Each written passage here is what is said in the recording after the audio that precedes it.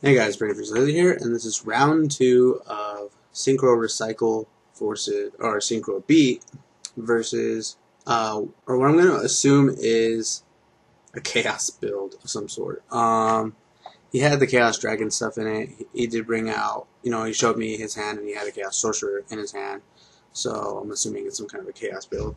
I Effect Veilered his Tour Guide because I know the power that Tour Guide has, and turn 1 as Zen mains is a tough thing to get around. I have a Compulse and a Dimension Slice, but I really didn't have any way of using the Dimension Slice to banish Zen mains off the board if I needed to, and I don't really have any way of bringing out an Exceed anyway, so those would have been kind of a dead option for me.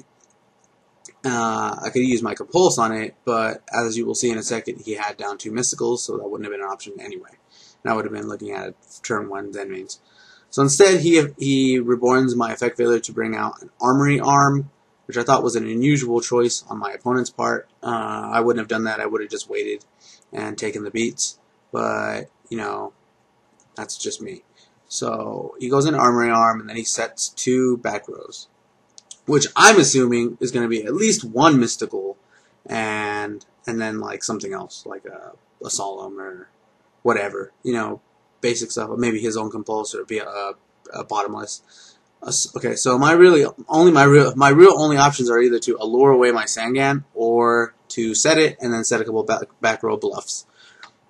And I come to find out that he has not only 1 but 2 mysticals face down. So he hits my Compulse first, which is really interesting to see. The card that people pick the most is the one you put down first. So I'm gonna start putting down the thing that I want to get hit first. In this particular situation, that wouldn't really help me because he had 2 MSTs. But in using his 2 MSTs, he shows me that I basically have nothing else to really worry about once it comes to my turn. And then once it comes to my turn again, unless he draws more back row, which he doesn't, I think. I can't remember. But, so he attacks my Sangan, and I get its effect, and I'm going to go into the deck and grab a Tour Guide. Now, the reason I grab a Tour Guide is because, I'm about to come up fat on, a field presence. I'm gonna grab a Tour Guide. I'm going to go into, assuming he doesn't play Effect Veiler, and, based on the chat, I'm assuming he doesn't like Effect Veiler very much, so why would he run a card that he doesn't like? Which is another thing that this is going to bring me to, is basically don't give your opponent information like that.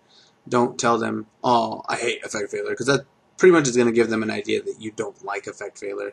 So, so when it goes back to my turn, I'm going to summon my, my Tour Guide. And then, actually, first I'll play my Allure, because I just drew into a Tsukiyomi that was basically a dead draw.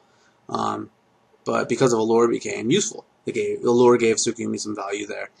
I'm not saying Tsukiyomi is a bad card, it just wasn't helping me in the current situation.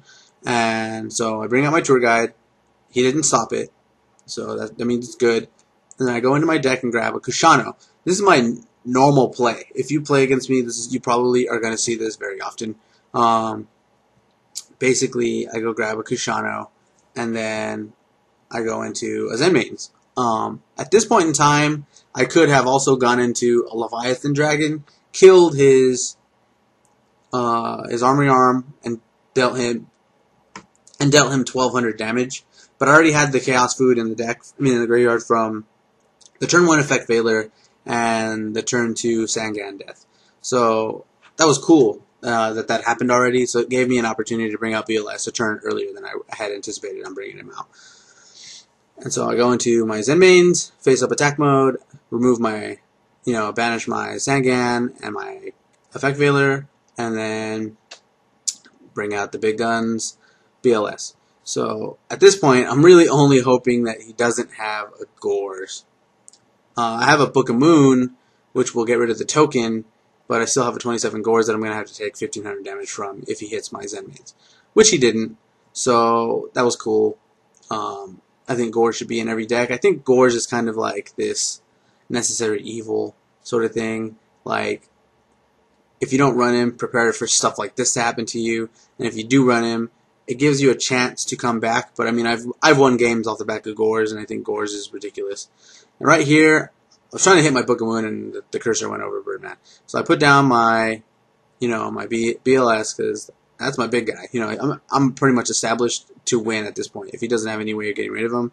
So normally in this situation, I would have expected him to just end his turn. I would have popped off my other material, giving me more Chaos Food in the graveyard for next turn when I bring back, if I need to bring back my BLS to my hand and re-summon him. He removes a Light in the Dark, and it turns out to be a Chaos Sorcerer. I was really scared at this point. I was like, crap, is he going to bring out his own BLS? So he just removes his My Zen Mains. And there we go. So when that happened, now this is why I really like Birdman. Check this out. I'm going to send, I check my graveyard first just to make sure I have the Light in the Dark in there. Light in the Dark confirms. And you know what? Here it comes. I make the decision. It was GG. I think he knew it was GG at this point. Basically he just did that just, in hopes that I would remove him. He only has 3,000 attack. This is a little bit of overkill, but here comes Birdman. Sack it for Caius. Deal that extra damage, that extra 1,000 damage. Even if he has a Gores at this point, it wouldn't have mattered. And remove my BLS. Remove for BLS, and that's game. So there you go. That's what my deck can do. There are a lot of other plays that weren't really seen in this particular video. I probably will be posting more videos of this deck in action. It's, evolution and stuff like that. Don't forget to like the video if you liked it, and you can also subscribe to my YouTube to see when I put out new videos, and thanks for watching.